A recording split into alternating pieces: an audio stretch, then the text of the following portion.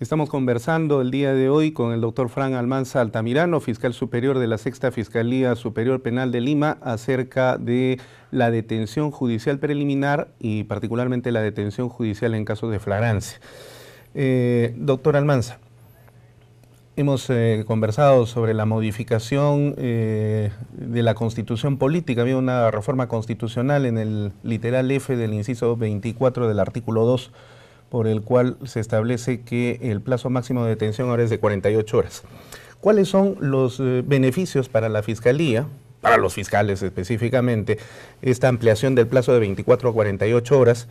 Y en ese marco constitucional, ¿cuáles vendrían a ser los beneficios de la existencia de esta figura del plazo de detención judicial en caso de flagrancia?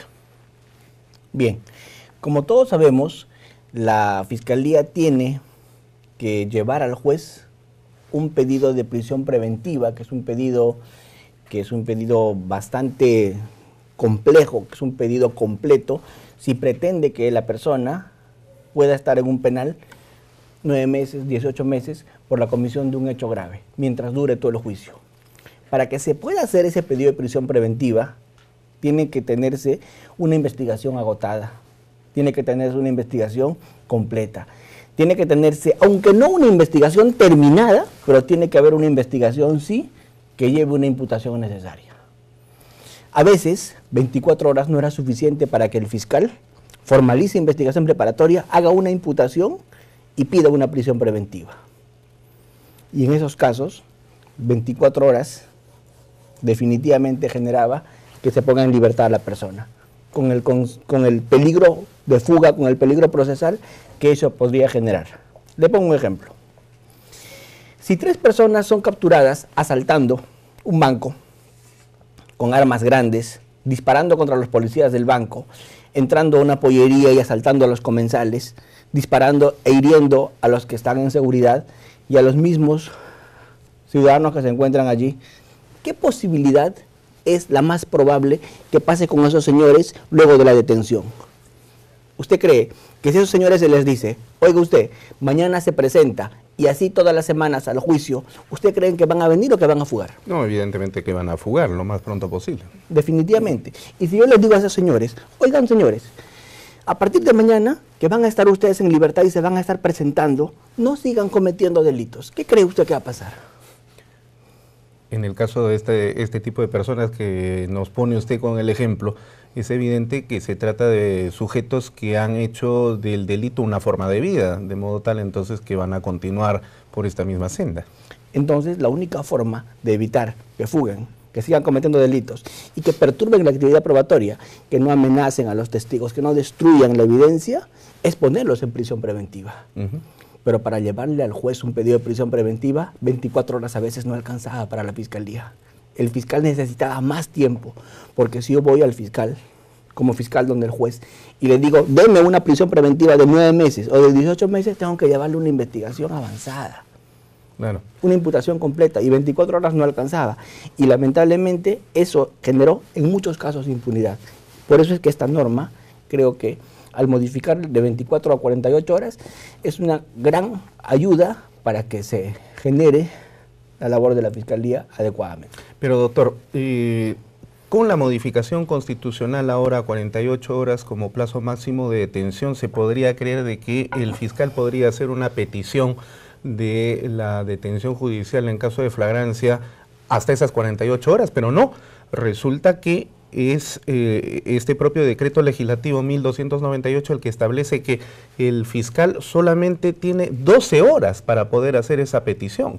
De modo tal entonces que si se pasa de esas 12 horas, quizás existiría la posibilidad de una fuga, o existe algún otro mecanismo para poder evitar la fuga y aplicar una especie de detención preliminar que no sea esta de la que estamos conversando en este momento.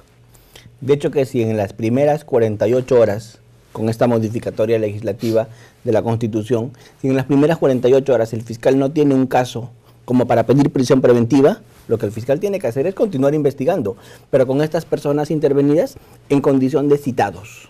¿Qué quiere decir citados? Que van a estar en su casa, Bueno, como los integrantes de Rápidos y Furiosos, que terminaron en calidad de citados, pero evidentemente nunca más regresaron. Ah, sí, sin duda, estos señores Rápidos y Furiosos que fueron puestos en libertad porque no quedó de otra, porque el plazo se venció, lamentablemente, inmediatamente pasaron a la clandestinidad y lo más probable es que han estado cometiendo delitos nuevamente y creo que uno de ellos ha caído meses después en otro asalto similar. Entonces, ese es el problema que se quiere evitar. Lo que se pretende evitar es ese tipo de situaciones. Ahora, la ampliación de los periodos de detención, reitero, ¿no constituirían una acción de política criminal y de política del Estado que va en contra de los principios que inspiran el garantismo que propicia este Código Procesal Penal? Yo creo que no. Yo creo que la Corte Interamericana de Derechos Humanos, en todos sus pronunciamientos, yo creo que no hay ninguna norma internacional que nos dice que el plazo de 24 horas es el que tiene que ser. Si vemos en España, el plazo es 48 horas. Si vemos en Latinoamérica, el plazo es 72 horas en algunos países. Entonces, lo que dice la Corte Interamericana es que los países deben poner un plazo de detención razonable, prudente, proporcional. Yo creo, es mi opinión, que 48 horas es un plazo absolutamente prudente y absolutamente racional. Razonable, racional y prudente, ¿para quién? Evidentemente para el Ministerio Público. Sí, pero también creo que para la sociedad, porque como yo le decía, a una persona se le puede privar de su libertad hasta 48 horas. Yo creo que esto el fiscal no lo va a hacer pues como regla en todos los casos, esto el fiscal lo va a hacer cuando considere. Si el fiscal considera que esta detención es indebida, si esta detención es arbitraria, si no necesita 48 horas tener privada de su libertad a la persona, me queda claro, yo sostengo que tendría que ponerlo en las primeras horas en libertad. Yo creo que esto es en los casos en que se amerite, en los casos en que se justifique, solamente en esos casos. ¿Y la aplicación de esta forma de detención implica que el juez también le imponga alguna serie de medidas restrictivas al imputado, al detenido, como por ejemplo el pago de una caución o algunas reglas de conducta? ¿O solamente va como detención judicial en caso de flagrancia o la preliminar sin más? Acá quería hacerle un pequeño comentario. Si el fiscal decide que en sus 24 o 48 horas ya con la modificatoria de la Constitución no tiene todavía un caso suficiente y todavía le falta investigar y necesita unos días más, lo que el fiscal puede hacer es pedirle al juez una detención judicial en flagrancia de hasta 7 días. Pero ¿cuál es la ventaja de esta detención? Y lo decimos para la tranquilidad de la ciudadanía, que esta detención es una detención que va a ser dictada por un juez, no es albedrío del fiscal. No es que el fiscal lo va a hacer cuando quiera, el fiscal lo va a pedir, pero el juez lo tiene que dictar, el juez lo tiene que decretar previa audiencia. Audiencia con debate, audiencia con presencia de la parte contraria y con presencia del procesado. Estoy convencido, doctor Pacheco, que si un procesado considera que esos 7 días que el fiscal está pidiendo para poder terminar su investigación y pedir una prisión preventiva o formalizar su investigación preparatoria, si el abogado considera que es excesivo, lo debatirá en una audiencia, lo discutirá frente a un juez y el juez no le dará al fiscal esos 7 días que está pidiendo. Claro. Por lo tanto, no es que la ley dice que esto se aplica siempre que el fiscal lo pida, lo aplica siempre que el fiscal lo pida y el juez después de una audiencia se lo conceda. Ese es el orden. Primero el fiscal lo pide, el fiscal fundamenta en una audiencia por qué lo quiere y el juez, después de un debate, lo ordena. Con la presencia del abogado del imputado. Exactamente, con contradicción y publicidad. De modo tal entonces que se permite continuar con las garantías de todo proceso penal, es decir, no habría ningún quiebre de estos principios garantistas. En absoluto. En absoluto. Bueno, pero de todas maneras me parece que si estamos hablando de una especie de política que genera la ampliación de los plazos, estas 12 horas iniciales de la detención o seguidas a la detención que se le otorga al fiscal para hacer la petición ante el juez quedan muy pequeñas también, ¿verdad? Porque, digamos, vamos a suponer de que unos sujetos son encontrados en las circunstancias en las que usted ha señalado, entra a una pollería, balazos, entonces llega la policía y se inicia un proceso de fuga de los delincuentes. Uno fuga por un lado, otro fuga por un lado, y mientras los van atrapando, se genera una especie de detención, por supuesto, pero por ahí algún herido hay que llevarlo al hospital para que le den los primeros auxilios, y luego de todo ello recién va a la comisaría y se le notifica con la papeleta de detención. Hasta ese momento ya han pasado aproximadamente unas 3 horas. Y ya solamente le quedan en consecuencia 9 horas al fiscal para poder realizar este pedido. Y el fiscal está atiborrado de una serie de investigaciones más porque está en pleno turno. Entonces esas 12 horas quedan muy pequeñas. ¿No sería necesario y pertinente también, ya que se ha modificado la Constitución, modificar también esta parte del decreto legislativo 1298 para ampliar ese periodo de 12 horas a un poco más, digamos unas 24 en todo caso? Yo creo que es lo prudente, porque pongámonos en un escenario. Imagino yo como fiscal, dentro de las primeras 12 horas me presento ante el juez y al juez le digo, señor juez, necesito que usted haga una detención judicial en flagrancia por 7 días. El juez tiene que convocar audiencia ese mismo día. En los siguientes minutos hace la audiencia, se notifica. ¿Y qué ocurre si me dicen, el juez me dice luego de la audiencia que no? Ya me habría terminado mi plazo. Y si el juez me dice no a la detención en flagrancia, lo más probable sería que yo no tendría más plazo para seguir investigando y tendría que poner a la persona en libertad. O de lo contrario, intentar una prisión preventiva y una formalización con lo que tengo. Entonces ese es el temor que está viendo hoy día el Ministerio Público con la detención judicial en flagrancia. Porque los fiscales siempre me preguntan y cuando converso con ellos me dicen, doctor Almanza, ¿y qué pasa si yo voy con mi petición de detención preliminar en flagrancia y me gasto horas en esa audiencia, horas debatiendo, horas discutiendo con el juez que me dé la detención judicial en flagrancia y el juez me dice que no?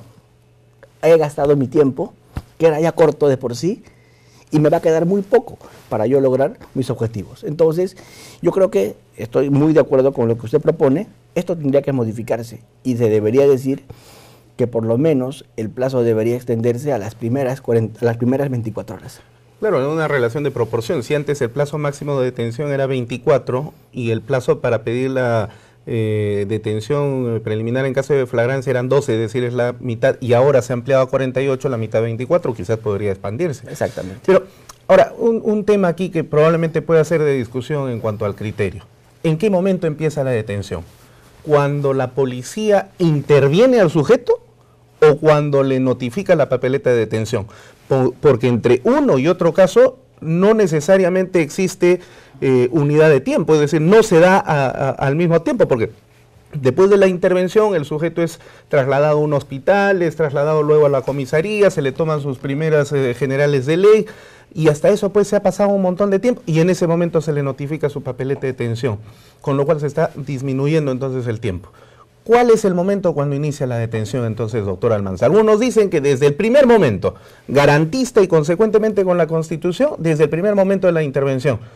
Pero otros señalan de que no, de que ese es simplemente un acto administrativo de la policía que ha frenado, sí, la libertad personal, pero que no constituye una detención per se, hasta que se notifica con la papeleta de detención, cuando ya debería empezar a contarse el plazo. ¿Cuál es la opinión que usted tiene al respecto? Bueno, yo en principio debería decir que no deberían ser distintas las horas de la detención y la papeleta de detención.